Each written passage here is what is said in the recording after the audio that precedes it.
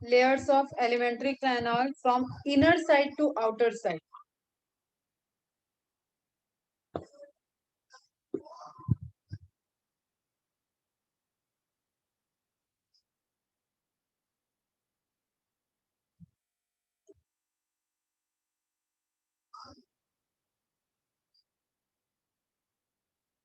Mucosa, submucosa, muscularis, serosa. Very good. Very good. Next,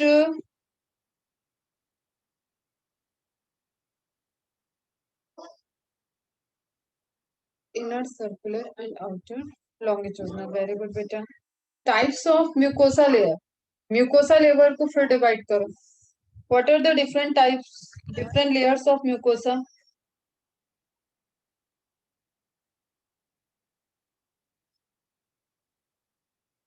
fast जितना जल्दी reply करोगे उतनी जल्दी आगे चलेंगे बेटा.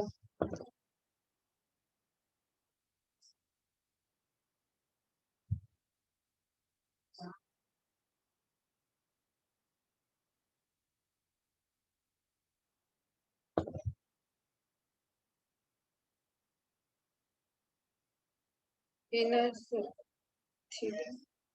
Muscular mucosa.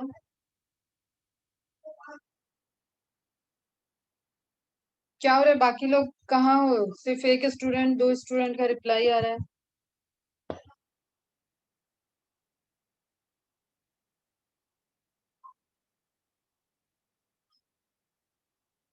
Which layer is involved into the secretion of mucus? Which layer involved in the secretion of mucus? Mainly. Layer. Cell नहीं, layer. Cells goblet. Layer. Epithelium layer. Very good. Epithelium of mucosa. Yes, बच्चा. And which layer? What is the location of Meissner plexus? What is the location of Meissner plexus?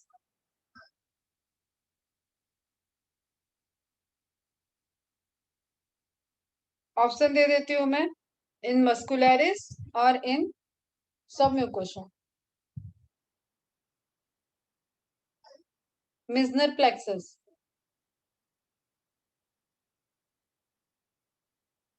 Meissner submucosa में बेटा. Muscularis में Auerbach's fracture, वो है myenteric. Meissner नहीं, myenteric है. Myenteric है आपका मस्कुलरिस में between the circular muscle and longitudinal muscles. And Meissner plexus का कहाँ पे होता है? बल्ब जो लिंक होता है that is present on the submucosal layer. Okay, तो लेयर्स कंप्लीट करो उसको बढ़िया से. कंप्लीट करने का मतलब आपको यहाँ तक की अब चीजें पता होनी चाहिए बेटा. चलो आगे बढ़ते हैं. तो कल एक इंट्रोडक्टरी स्टार्ट हो गया था बक्को फेरेंजियल कैविटी का.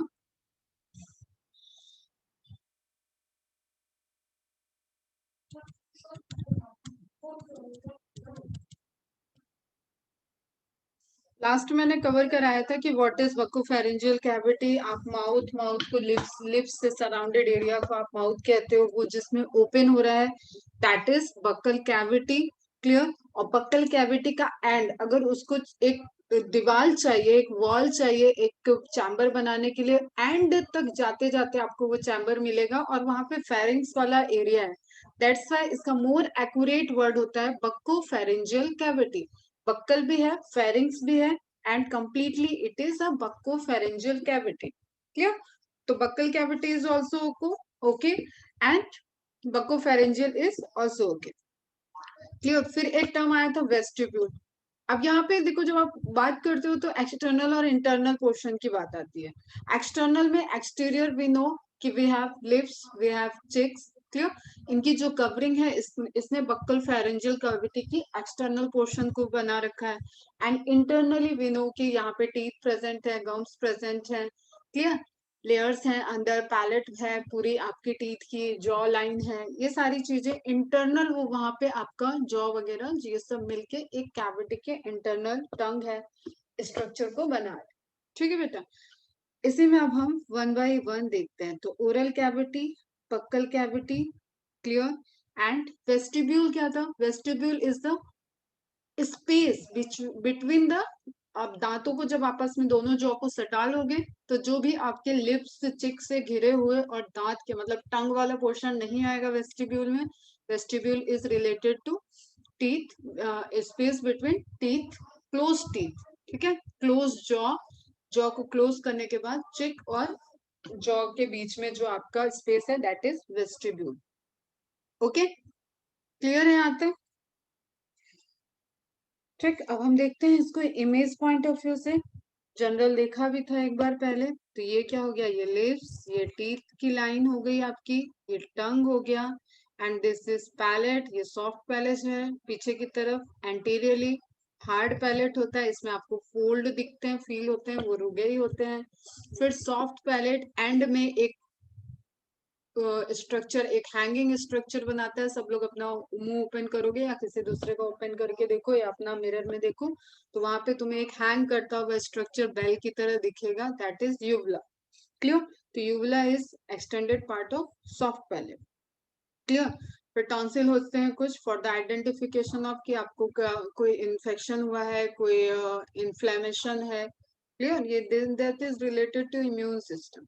इम्यून सिस्टम, यहाँ पे लड़ाई हुई है माइक्रोब्स और हमारे इम्यून सिस्टम की, तो टॉन्सिल्स उसमें इन्फ्लेमेशन शो करते हैं। देखा होगा ना, डॉक्टर मुंह खुलवाते हैं, मुंह खोलो, जीभ बाहर निकालो, तो वो क्या देखेंगे? यहाँ पे दांतें देख, डेंटिस्ट होगा तो दांत देख रहा होगा, बाकी सारे डॉक्टर दांत तो नहीं देखेंगे। तो यहाँ पे कुछ ऐसे फीचर्स हैं जिनको समझ में आता है कि अंदर एक्टिविटी कैसे चल रही है माउथ से आपके होके, क्या कोई इन्फ्लेमेशन हुआ है, कोई माइक्रोब्स यहाँ पे एंटर किए हैं, कोई लड़ाई झगड़ा यहाँ पे हुआ है क्या हमारे इम्यून सिस्टम और हमारे बॉडी के फॉरेन पार्टिकल्स, माइक्रोब्स या वायरसेस के बीच में। ठीक है बच्चा? फिर टंग की आपको स्ट्रक्चर दिख रहा है, लिंगुअल फ्रेनलम, ये सब जिससे आप टंग को जोड़े हुए देखते हो ना, एक ले आगे आपको एक उभरा हुआ स्ट्रक्चर दिखता है जो आपको जोड़ के रखा है लोअर पोर्शन से। ठीक है? डक्ट आगे आपका सैलिवरी ग्लैंड की डक्ट है और लिप्स है, वो सब वन बाय वन बात करते हैं। ठीक है, अब आपको ये थोड़ा सा लैटरल व्यू, पहले भी ये देखे हो तो यहाँ पे आप देख रहे हो, यहाँ से बात हो रही है अपनी, अपन यहाँ से एंटर कर रहे हैं, ये लिप्स है, ओपनिंग हुई यहाँ से लेके यहाँ तक, क्योंकि इसको पूरी वॉल मिलेगी, ये पूरा चैम्बर है, दैट्स वाई हम इसको कहते हैं buccopharyngeal cavity. Is it clear बच्चों? ठीक है, वेस्टिब्यूल वाला पोर्शन, ये देखो आपको लिप्स की फोल्ड दिख रही है, लिप्स का फोल्ड, और यहाँ बीच में जो स्पेस बच रहा है, जॉ के बीच में स्पेस, दैट इज वेस्टिब्यूल। कुछ मार्क कर रही हूँ मैं, एकदम अच्छे से देखो। Vestibule, hard palate, soft palette,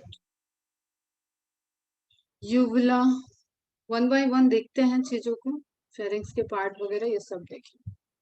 ठीक, टंग, टंग कहीं नहीं लिखा है, टंग, रूट ऑफ टंग, अब आपको पता है कि रूट होगा, एक फ्रंट बॉडी होगी टंग की।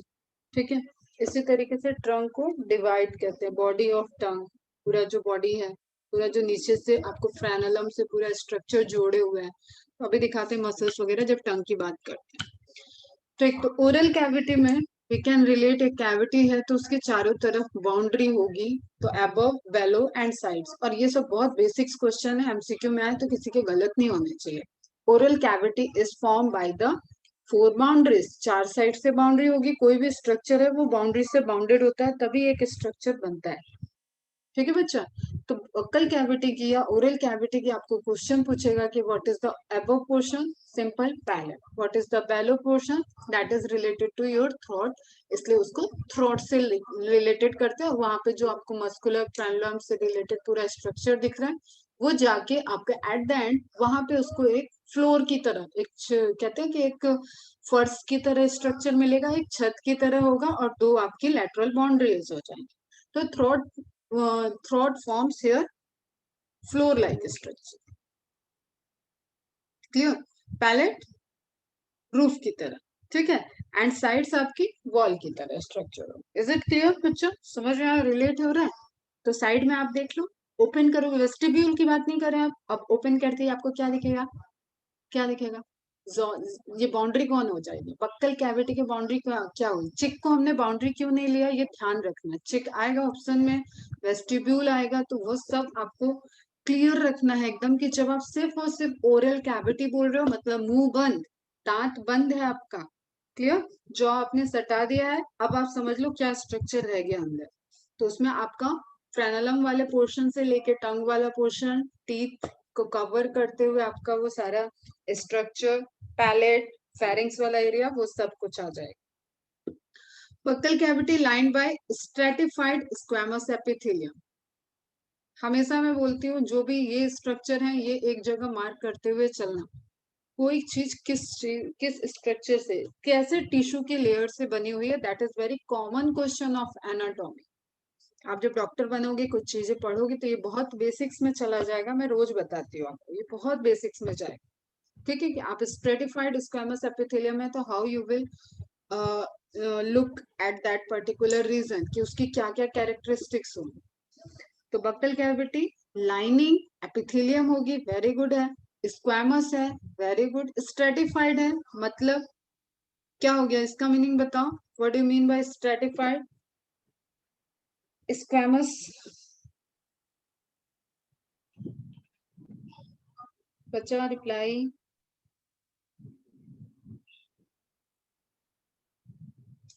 स्ट्रेटिफाइड मीनिंग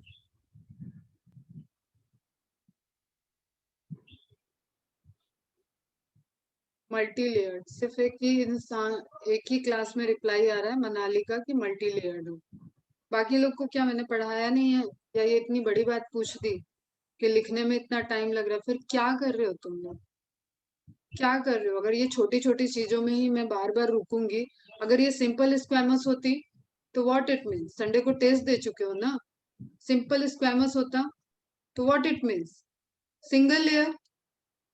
मैं मतलब बहुत ज्यादा ही तुम लोग को बच्चा ट्रीट कर देती हूँ, पता है, ऐसे ऐसे चीजों में अगर आंसर न मिले तो मैं तो क्लास ही कंटिन्यू ना करूँ, सामने रहो, मैं एकदम प्यार से अच्छे से पढ़ाती हूँ तो तुम लोग एकदम मजाक बना रखे हो। स्क्वैमस होगा तो सिंगल, सिंपल लिखा है तो सिंगल लेयर, स्ट्रेटिफाइड आ गया मतलब मल्टी लेयर। अब ये टर्मिनोलॉजी नहीं याद रखनी है तो बेटा बायोलॉजी पढ़ने का कोई सेंस नहीं है, क्लोज द टॉपिक, छोड़ दो बायोलॉजी। हर बार जाओगे क्या, ये डिक्शनरी थोड़ी ना है कि यहाँ पे जाओगे तुम ओपन करने तो फिर जाओ, फिर आगे की चीज ऐड ही मत होने देना लाइफ में। स्ट्रक्चरल ऑर्गेनाइजेशन पढ़ाने का मतलब क्या, अगर मैं यहाँ पे बार बार रुकूंगी कि स्ट्रेटिफाइड क्या होता है, स्क्वैमस एपिथेलियम क्या है, अगर मैं इस चीज के लिए रुकूंगी तो कोई सेंस नहीं बन रहा है यहाँ। मैं बहुत क्लियर बोल रही हूँ, बुरा लगे तो बुरा लगे, और रिकॉर्ड है, सब लोग रिकॉर्ड में भी सुन लेंगे जिसको सुनना हो। तो ये बहुत बड़ा मजाक हो जाएगा अगर ह्यूमन फिजियोलॉजी आप लाइटली लोगे तो फिर बायोलॉजी में कुछ बचा नहीं, और आगे मेडिकल वेडिकल के कोई ख्वाब देखने की जरूरत ही नहीं है।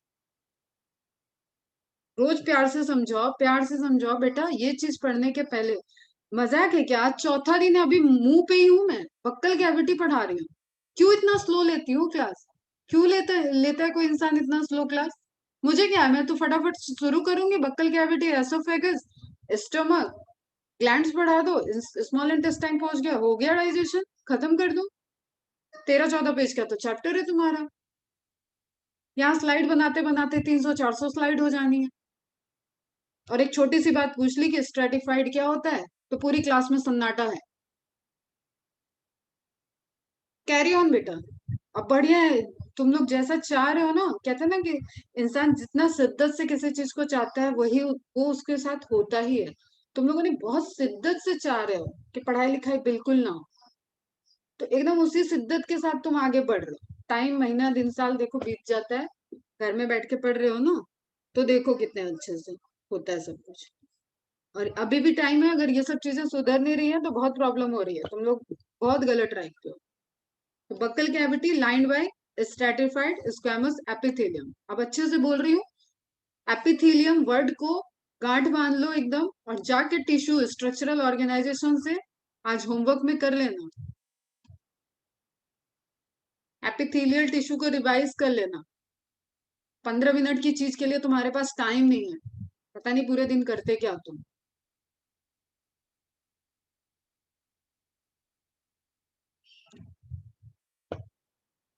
यार कितना मजाक चल रहा है ना। चलो कर लेते हैं मजाक, मेरा काम है बकना, बकते रहती हूँ तुम लोगों के सामने। 10 बार पैलेट बता चुकी हूँ, देखो फिर से बताऊंगी अभी। ये एक बेवकूफ टीचर की निशानी है सर, बेवकूफ है मैं। पैलेट का हर कोई भी चीज जब स्ट्रक्चर है तो सिंपल सी चीज है, एक एंटीरियर, एक पोस्टीरियर, डॉर्सल, वेंट्रल और लेटरल। इतनी बात गांठ में रहनी चाहिए हमेशा। जब भी मैं किसी स्ट्रक्चर की बात करूंगी तो उसका एक एंटीरियर एंड होगा, एक पोस्टीरियर एंडर होगा, एंड होगा, एक उसका डॉर्सल सरफेस होगा, एक उसका वेंट्रल सरफेस होगा और एक लैटरल सरफेस होगा। Is it clear? ठीक है। तो पैलेट बोला, पैलेट का कॉमन सा समझ में आना चाहिए कि जिसको हम तलवा बोलते हैं, तालू बोलते हैं, मुंह का जो अपर वाला पोर्शन है जो टुवर्ड्स द नोज है, वो पोर्शन हमारा पैलेट है। ये हम छोटे से बहुत बार पढ़ चुके होंगे। क्लियर? उस पैलेट के अब देखना है कि एंटीरियर पार्ट, पोस्टीरियर पार्ट और कैसा स्ट्रक्चर है। सिंपल सा, जो आगे आपके दांत की तरफ दिख रहा है वो हार्ड है, आर्क बना हुआ है। ऐसा नहीं है स्ट्रक्चर, कैसा है?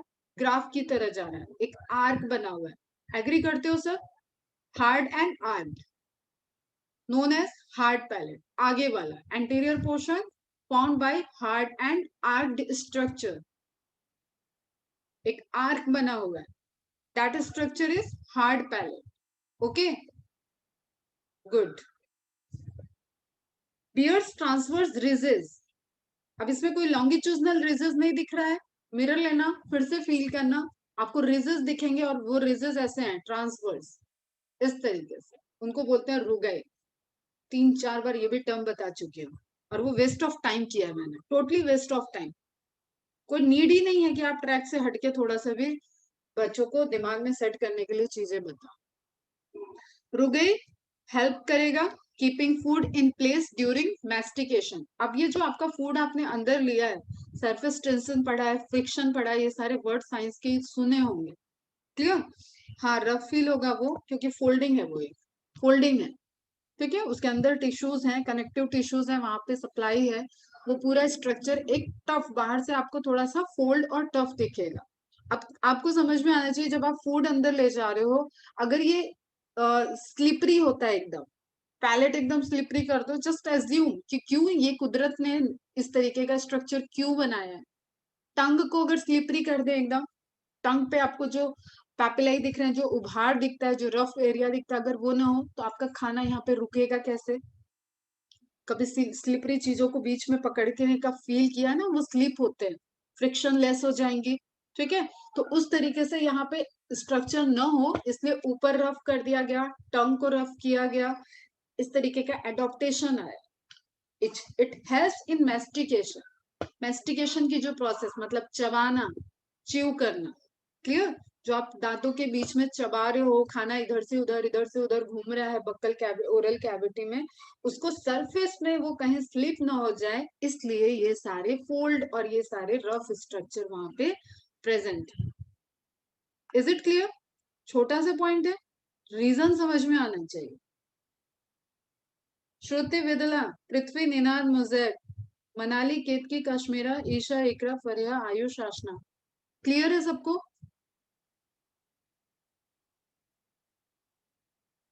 थोड़ा सा रूम वूम बंद करके एकदम अटेंटिव होके बैठ जाओ।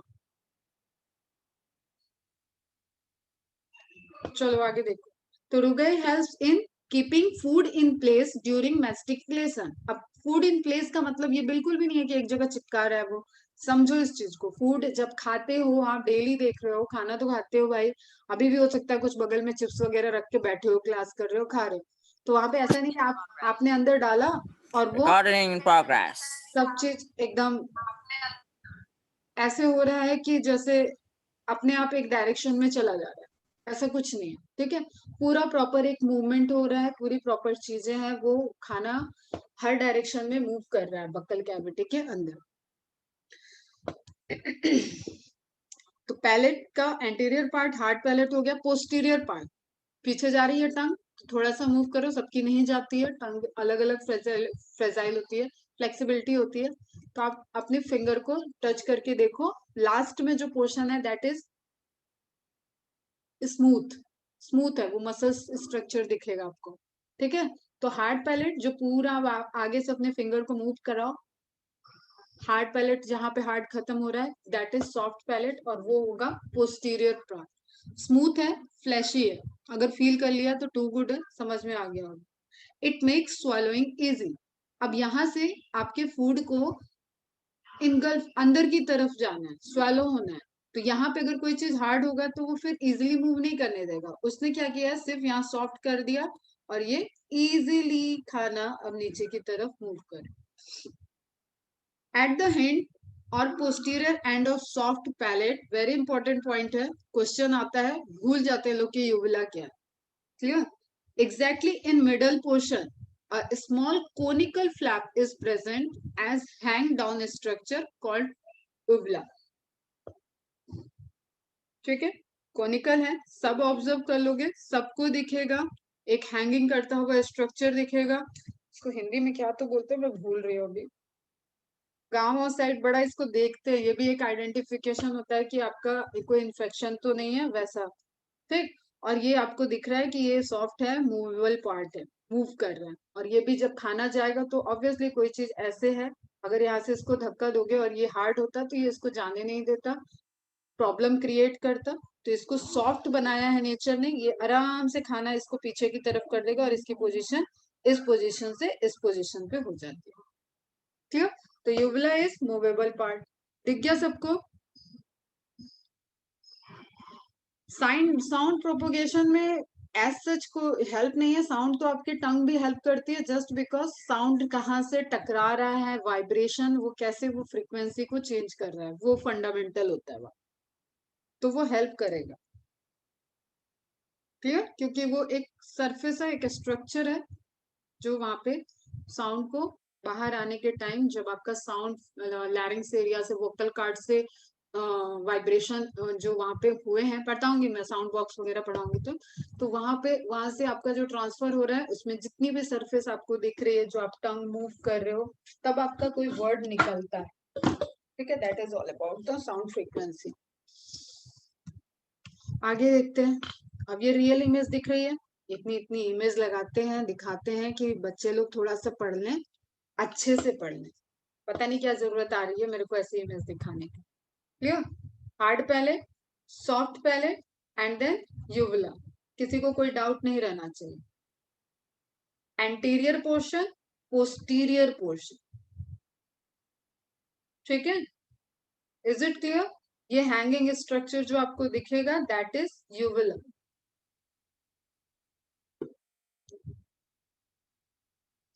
आगे बढ़ते हैं। इंपॉर्टेंस ऑफ यूविला नोट डाउन कर लेना, और अभी के लेक्चर्स में बहुत सारे नोट के लिए आपको चीजें मिल रही हैं, आप जस्ट उनको देखो। मॉड्यूल में है तो ओके, वैसे सबने नोट्स बना लेनी है, अगर बनाओगे तो अच्छा रहेगा। टाइम लगेगा, आधा घंटा लगेगा, कंटिन्यू लिखो। लिखते वक्त बहुत ज्यादा रुकने की जरूरत नहीं है, कंटिन्यू लिखो। उस टाइम में आप पैरेलली टीवी भी देख सकते हो, गाने भी सुन सकते हो, बट वहां पे लिखो। ठीक, अगर आपने मेरी क्लास अटेंटिव किया है तो वहां नोट्स बनाते वक्त अगर आप टाइम नहीं आपका मैनेज हो रहा है तो बायो के नोट्स आप इस टाइम, कैसे भी टाइम पे आप बस लिख लो इसको, ताकि जब भी आप रिवाइज करो तो मैडम नहीं बोलेगी, वहां पे वो नोट्स बोलेंगे, वो वर्ड्स जो वहां लिखे होंगे वो उछल उछल के बोलेंगे कि मैं हूँ फेरिंग्स, मैं हूँ नेजोफेरिंग्स, इस तरीके से। ठीक, तो it cut off the upper nasal part of the pharynx, nasopharynx from lower oral part of pharynx. अब देखो ध्यान से, फेरिंग्स के पार्ट पे आते हैं। एक हाफ कर्टन जैसी चीज समझते होगे तुम लोग, एक होता है फुल कर्टन। ठीक है, सिंपल सी बात बता रही हूँ। किसी के घर में बहुत बड़ी खिड़कियां होंगी, आजकल लोग विंडो पसंद करते हैं बड़े बड़े, ताकि वो वेंटिलेशन अच्छा। तो वहां पे जनरली दिन के टाइम उसमें कर्टन्स के वेरिएशंस लगाए जाते हैं। किसी किसी के घर में पूरे लेंथ के कर्टन होंगे, किसी के घर में कुछ कर्टन पूरे लेंथ के होंगे, कुछ इस तरीके से उसमें फ्लेयर्स वगैरह होंगे, डिजाइन होंगे। ठीक है, अब ये कर्टन ये आधे का काम कर रहा है, ये पूरे को कवर करने का काम कर रहा है। तो उसी तरीके से आप यहाँ पे देख सकते हो, अगर ये फेरिंग्स वाला एरिया है और ये ओरल कैविटी वाला एरिया है, तो it works like a hanging, works like a small curtain. तो वो डिवाइड कर रहा है इस पोर्शन को, इस पोर्शन, वो जहां पे जिस टाइम प्रेजेंट है। आप नहीं ऐसे कर्टन को मूव कर देते हो, खोलना है तो इधर कर दिया, बंद करना है तो पूरा फैला दिया, खोलना है तो अब जिसके में डबल है जैसे भी है वो उसको समेट देता है, फोल्ड कर देता है ऊपर। ठीक है, तो सेम वे में अब ये फोल्ड तो नहीं हो सकता, लेकिन ये एक हैंगिंग स्ट्रक्चर है जो फेरिंग्स को सेपरेट कर रहा है। क्लियर? तो इट कट ऑफ, अब फेरिंग्स के पोर्शन है, अब उसके उस साइड के अपर पोर्शन को फील करो, नोज का ओपनिंग जा रहा होगा वहां पे, नेजल पैसेज ओपन हो रहा होगा, तो वो क्या हो गया, नेजोफेरिंग्स। अभी हम एरिया दिखा देंगे। तो नेजल फेरिंग्स, लोअर ओरोफेरिंग्स, और सामने आपकी बक्कल कैविटी की ओरल कैविटी है। क्लियर? तो उस बीच में ये ड्यूरिंग द swallowing टाइम में एक कर्टन की तरह वर्क कर रहा है। किसी को कोई डाउट है तो अभी के अभी पूछ लो। Any doubt related to यूवला?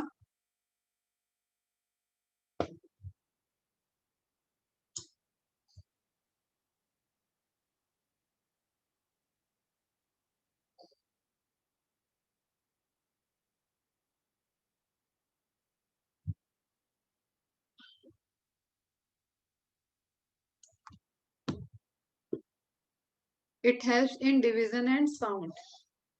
हाँ बेटा, कलेक्टिवली हेल्प करते हैं। हाँ, एक डायरेक्शन है, जैसे आपको कोई चीज खिड़की से क्रॉस करानी है, तो आप कर्टन हटाओगे और क्रॉस कराओगे। उसी तरीके से हवा को आप ला रहे हैं, चाह रहे हो, तो ये। हम्म।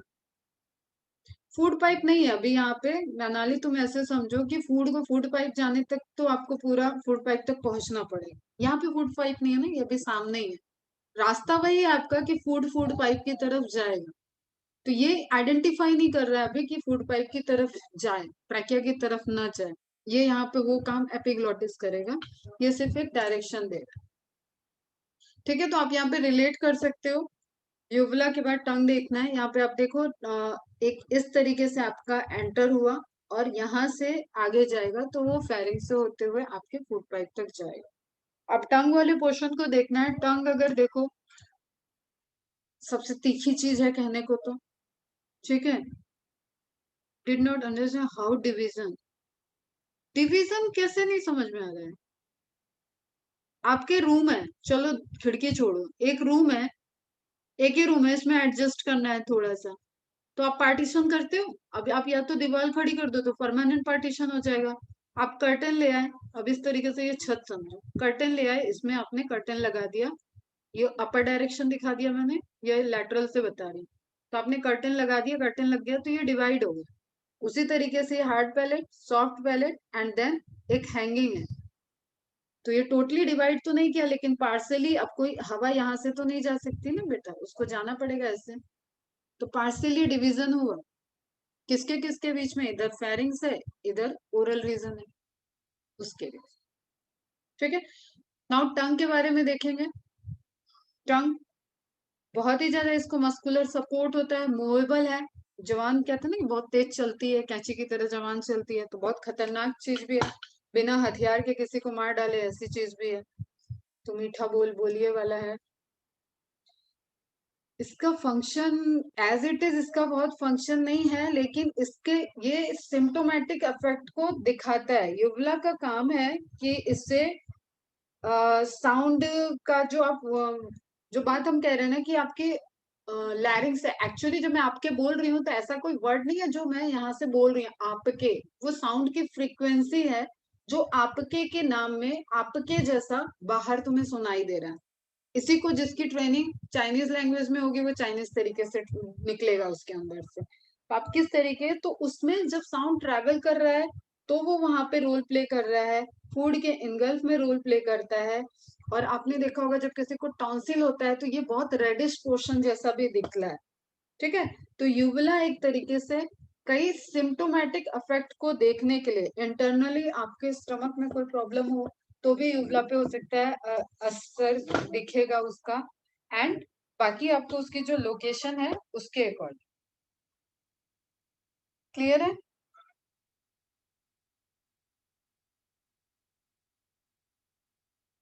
और अभी आप देख रहे हो डाइजेस्टिव सिस्टम के अकॉर्डिंग, तो आप यहाँ पे उसको रिलेट कर सकते हो कि it is simply related, it helps in swallowing of the food. ठीक। अब टंग को देखते हैं। टंग, टंग युगला में मस्कुलर स्ट्रक्चर है, मस्कुलर मसल से बना हुआ है, कनेक्टिव टिश्यूज हैं, मसल्स वहां पे प्रेजेंट हैं। क्लियर? वहां पे भी कुछ सिक्रेटरी ग्लैंड्स प्रेजेंट होती हैं, इसलिए आपको उसका सरफेस भी एकदम ऐसे, देखो यहाँ इमेज में दिख रहा है ना, चारों तरफ लिक्विड लिक्विड सा है। तो कुछ कुछ सिक्रीशन सिक्रीशन यहाँ ग्लैंड से भी हो रही है, और कुछ तो सलाइवा है ही सब जगह। ठीक है। टंग वॉलंटरी मस्कुलोसेंसरी, वॉलंटरी मीन्स हम अपनी इच्छा से मूव करा रहे हैं। किसी की जबान अगर बहुत चल रही है तो वो जबान चलाता है तभी चलती है। ठीक है। वो चुप रहना चाहे तो वो चुप रह सकता है।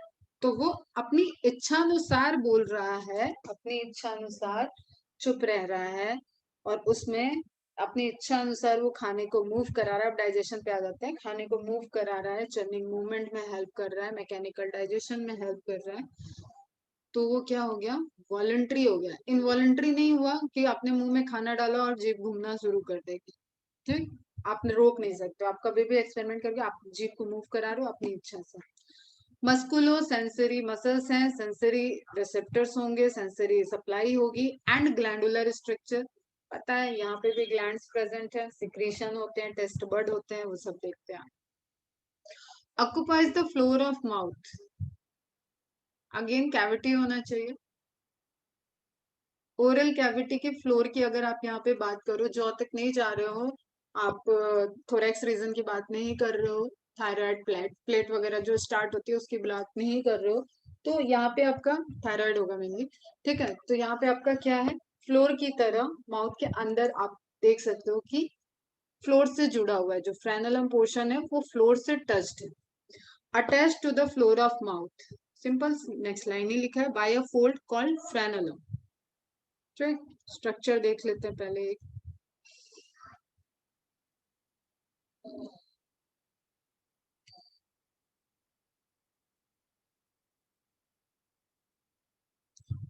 अब ये एक इमेज ली तो थी मैंने, यहाँ दिख नहीं रही। अगर आप इस टंग को ऊपर उठा लो, सब लोग अपने टंग को ऊपर उठा के फील कर सकते हो कि आप ये वाला पोर्शन देखो, तो ये है फ्लोर। इससे देख रहे हो आप, बड़ा टाइटली ये अटैच्ड है, दिस इज फ्लोर, ये फ्लोर है।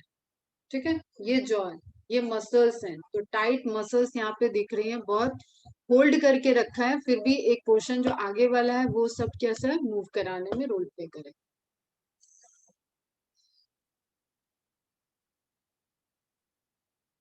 स्मूथ मसल नहीं बेटा, वॉलेंट, हाँ करेक्ट। ठीक है। फ्रेनुलम स्ट्रक्चर समझ में आया। नाउ एक स्ट्रक्चर है an inverted V shape furrow. Question पूछा जाता है, frenulum sulcus terminalis, sulcus terminalis कैसे, इन्वर्टेड वी, ये स्ट्रक्चर जहां से आप टेस्ट बड वगैरह सारी चीजें फील करते हो, तो उसी तरीके से एक स्ट्रक्चर है टंग में जो वी ऐसे होता है। आपका स्ट्रक्चर ऐसे दिख रहा है, तो क्या हो गया, इन्वर्टेड वी। इसको कोई ए नहीं लिख देगा, ठीक, जो लिखा है वही लिखना। Inverted V shape furrow sulcus terminalis. Furrow इस एक लेयर है पूरी, और यहाँ पे बहुत सारे पैपिलाई प्रेजेंट हैं, एंड ओपनिंग लाइक स्ट्रक्चर भी बन रहा है, सिक्रेशन भी हो रहा है, दैट्स वाई आप इस तरीके से इसको बोलते हो। It divides the upper surface of tongue into two part, anterior and posterior. अब टंग का भी मैंने बता दिया बेटा, एक चीज ध्यान में रखो, हर स्ट्रक्चर का anterior, posterior, dorsal, ventral, lateral इतना साइड होगा, तभी वो एक 3D इमेज बना रहा है। अभी बता रहे बेटा। ठीक है। टंग में पार्टीशन जैसी लाइन इसलिए है क्योंकि टंग के भी डिफरेंट डिफरेंट पोर्शन के डिफरेंट डिफरेंट फंक्शन है, उसी पे आ रहे हैं। तो अभी हमने क्या बताया तुम्हें, सल्कस टर्मिनलिस, ये वाला टर्मिनल सर्कस भी करेक्ट है, कोई दिक्कत नहीं है। ये ध्यान रखो, ये लाइन ऐसी है, दिस इज बॉर्डर लाइन, जो एंटीरियर और पोस्टीरियर को डिवाइड कर रही है, separate form separation between the anterior portion of tongue and posterior portion of tongue. तो divide the upper surface of tongue, upper surface की बात हो रही है अपनी, लोअर सरफेस में तो वो अटैच्ड है, मस्कुलर। एंटीरियरली ओरल पार्ट, जो ओरल कैविटी में मूव करने में हेल्प कर रही है, वो सब एंटीरियर पार्ट हो गई। And posterior pharyngeal part, this is very important point. Tongue का भी जो ओपनिंग है, जो टंग है पूरी, उस टंग के स्ट्रक्चर को देखोगे तो तुम यहां तक है, तो ये फेरेंजियल पोर्शन हो जाता है टंग का, and this one is oral portion. तो इसको डिवाइड कौन करा रहा है, इसको डिफ्रेंशिएट कौन करा रहा है, sulcus terminalis. Is it clear? Clear है इतना? आगे बढ़े। ओरल फेरिंग्स एंटीरियर पोस्टीरियर, ठीक है। टर्म्स ध्यान दो। फ्लोर से जोड़ा फ्रेनेलम, डिवाइड कर दिया टंग को सल्कस टर्मिनलिस। किसमें डिवाइड कर दिया, एंटीरियर एंड पोस्टीरियर। एंटीरियर क्या होगा, ओरल कैविटी। पोस्टीरियर क्या होगा, pharyngeal cavity. Both the cavity is buccopharyngeal cavity. क्या दिक्कत आ रही? ठीक है बच्चा, समझ में आया? क्लियर? सब फास्ट लिखो, वाई और एन सबको क्लियर है, वाई लिखो।